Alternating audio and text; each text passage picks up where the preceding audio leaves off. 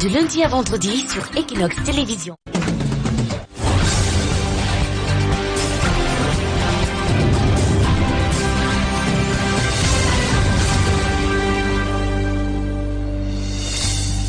Hi there to our viewers of Veritas Equinoxe Television. Thank you so much for joining us on this edition of the news. We begin right away with our major stories. The population of Kamyabrasi here in Douala today stood up as one person to say no to the demolition of their houses, and that demolition was finally postponed. Plus, over 100 bags of fake medications have been destroyed here in the economic capital Douala, precisely in the Douala 3 area. And now, who is a female referee referred the match between Kotonspor of Garu and Bambutus of Budam? Celine Etong is her name. We'll be telling you more about her in this newscast. Those were our major stories.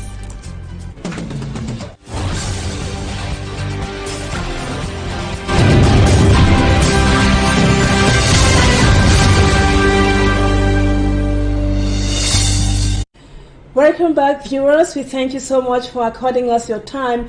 It's time for the news, and you're all welcome. We begin with this human interest story here in the city of Douala, precisely at Kamyabrasi, where the local population today stood up as one person and refused that their houses would not be demolished. A reporter for me, Armstrong Standard, tells us in the report which comes up next that finally the demolition exercise was postponed. Household items are out, kids have not gone to school, workers have not gone to work, business is paralyzed. This is the picture of Camp Yabasil this morning. We are in the Douala 2 municipality, a tense atmosphere. The people say that they got up in the early hours of today with a huge presence of security officials, police and gendarmerie officials with bulldozers ready to destroy every part of the Camp Yabasil neighborhood. They say that the officials were sent by an individual who claimed to be the rightful owner of these large parts of the Camp Yabasil neighborhood, as you can see behind me. The people came out in their numbers, said they are not going to accept injustice. They too say they are the rightful owners. They've been here for over 50 years for others, and somebody coming to claim ownership of this place is surely not the person. And they are disturbed that something bad might happen as they have promised to come back for the demolition exercise. It is an uncertain atmosphere, a disturbing but tense atmosphere, ladies and gentlemen. And of course, the people are calling on authorities to intervene.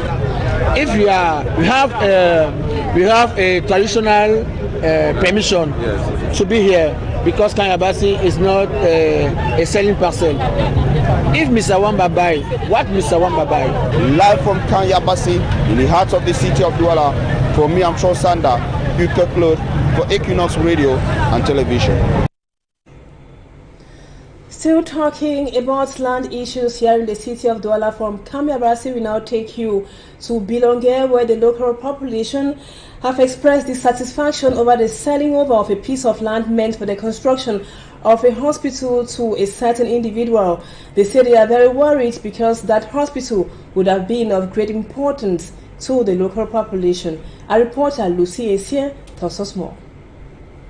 These are locals of Bilonge in the Douala 3 subdivision, protesting over the sale of a portion of land in their neighborhood, which was meant for the construction of a public hospital to an individual. Part of this land, locals say, has a public school, and the other was meant to build a public hospital.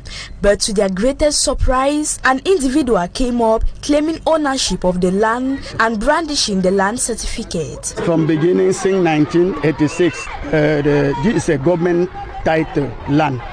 Now, people who are living here, the government told the people that this land I will use to build a hospital. People leave the land since 1986. The land was empty.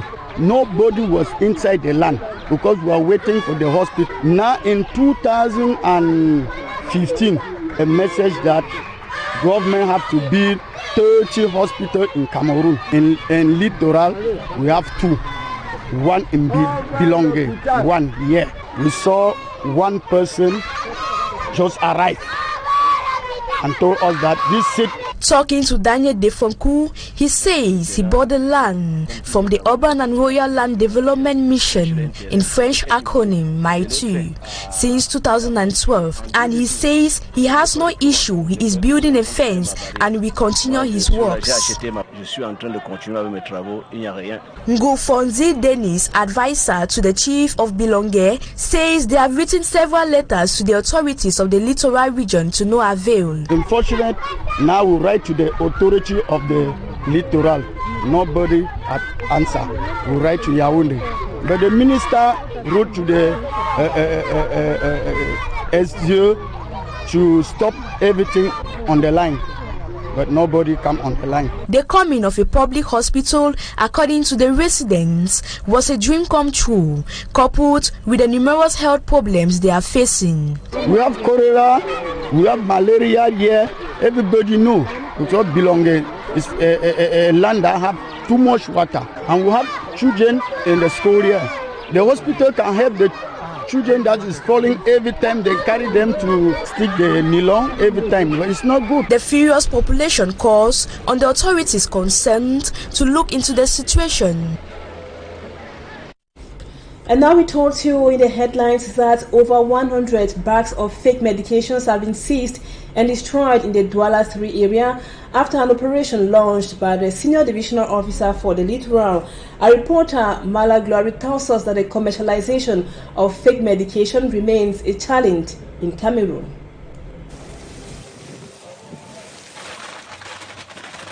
Since the launching of the campaign on the fight against the commercialization of roadside medication, Douala 3 subdivision has just completed the first phase.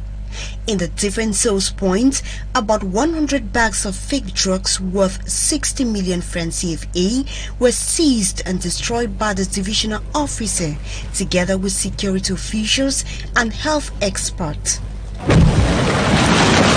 Eh bien, ce ne sont pas des bons produits tout simplement parce que nous sommes un peu soucieux de... They are not good products because we don't know its origin. That's why we call it roadside medication. That is the reason why the public authorities, through the Minister of Health, has instructed us to fight against the proliferation of these roadside medication which are dangerous to our health. Pour craquer jusqu'au dernier déclenchement cette activité-là. The divisional officer says they are determined to fight against the sale of these fake medications. Except roadside medication. Cameroonians who are engaged in this kind of activity sometimes involve all the materials used in a pharmacy, making the situation very serious. We therefore call on the population of Douala 3 to turn away from the consumption of roadside drugs. Roadside medications, according to medics, are dangerous to the health. Auto-medications has led to so many deaths. The efforts of the government authorities to put an end to the sales of roadside drugs in Cameroon remains a big challenge.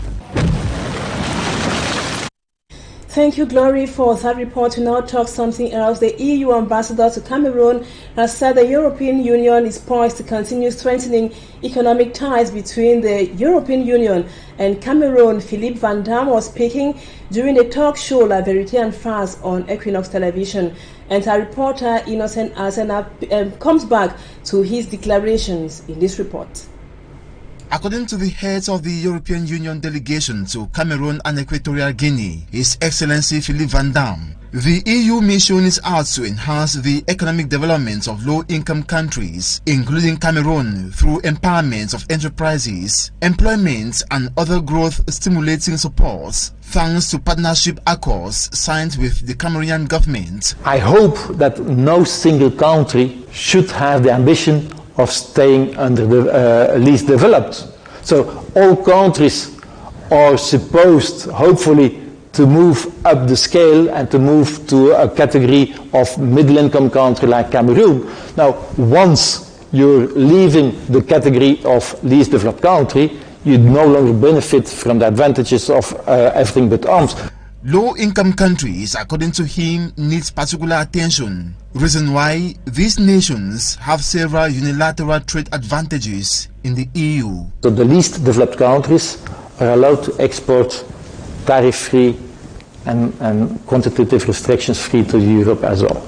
But one, this is a unilateral gesture, which so it's not an international binding agreement. So in terms of predictability, and you know that investors like predictability in their investment decisions in the medium term.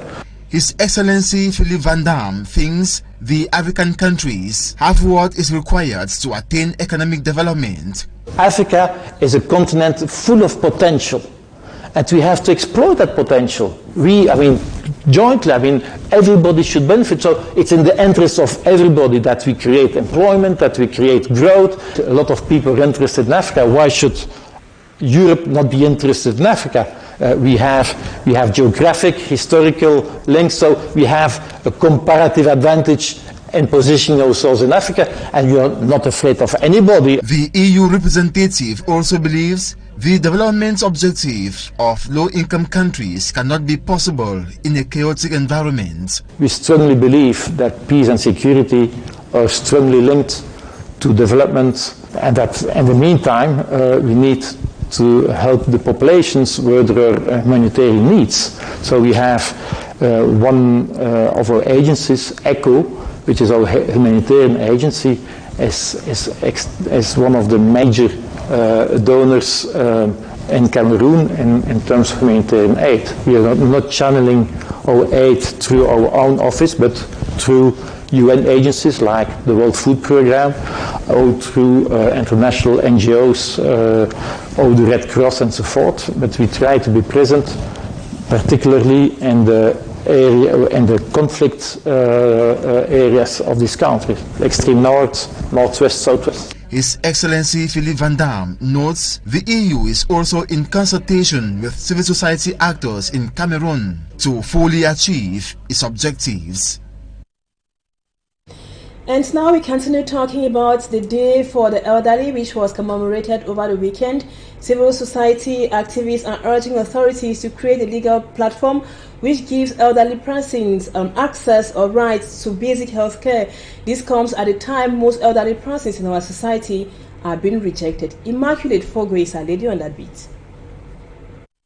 Joseph Tinga, in his late 60s, is suffering with health issues linked to his age, forcing him to go consult in the hospital after every 2 weeks. Majority of elderly persons living in Cameroon are unable to access healthcare services due to financial constraints. I spend 5,000 every 2 weeks just for consultation and then buying drugs later on. Just imagine how much I spend in a year. It's very expensive.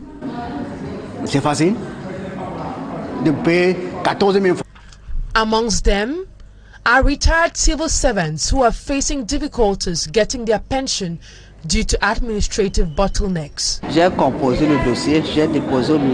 I was able to receive my first pension only after 3 years when I retired. I went to the Ministry of Finance severally, but they kept on asking me to go back home and that they will call me. Just imagine my time and money wasted for 3 years. Some civil society activists say there is a need to create a favorable legal and institutional framework that will make it possible to address the difficulties faced by elderly persons in Cameroon. Lots of elderly persons in Cameroon are rejected and abandoned by their families, with many associated with witchcraft. Though a law was adopted protecting elderly persons in the year 2012, the application of the law is far-fetched. Thank you, Immaculate, for that report, and it takes us out of the country, precisely in Burkina Faso, where Burkina Faso's new military leader, Captain Ibrahim Traoré, has urged cabinet ministers to move faster to fix the country's urgent problems, including an insurgency by Islamist militants. The man he ousted in a coup on Friday has formally agreed to step down. Religious and community leaders have said and confirmed. The said Captain Traoré had accepted Lieutenant Colonel Paul-Henri Damiba's resignation and conditions he had set. He has gone to Togo, according to the country's government spokesperson. And in a recording widely shared on social media, Lieutenant Colonel Damiba said he wished Burkina Faso's new leader every success. It is not known if he was alone when it was made. And now we take you over to our sports page. We told you on the headlines that the person or the referee who referred the match between Bambutus of Buda and Cotton Sport of Garwa is a lady. Her name is Aline Etong. A sportsman, Smart Njikan Gabriel, now tells us more about the female referee.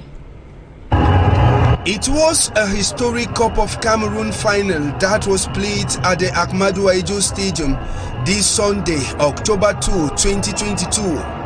Historic because for the first time, the finals was officiated by a female referee, Gimbang Itong Aline.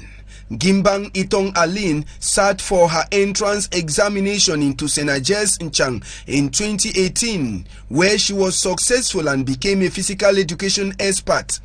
The talented and calm referee took part in the qualifying tournament of the Women's African Champions League in Malabo, Equatorial Guinea, even though the match she was supposed to officiate between Sekus FC against AC Colombe was cancelled. Gimbang Etong Aline became an international referee only this year, as she was amongst the 22 Cameroonian referees and assistant referees who were registered with FIFA. Gimbang Itong Aline replaced Nteme Zua Therese, who lost her FIFA badge. The level-headed lady is a household name within the Women's First Division Championship, where she officiated many matches during this football season. The manner in which Gimbang Etong Aline handled the finals of the national interpose between Victoria United of Limbe and Aigle Royal of Mongo earned her the place to preside over the Cameroon Cup finals that saw Cotton Sport of Gadwa clinching their 7th title. Good one there. Thank you so much for that report. Viewers, we have come to the end of this edition of the news. We thank you so much for always according us your time. Don't go away. Our programs continue. Equinoxe Soir comes up at exactly 7 p.m. I would be with you again tomorrow, same time, God willing. Bye-bye for now.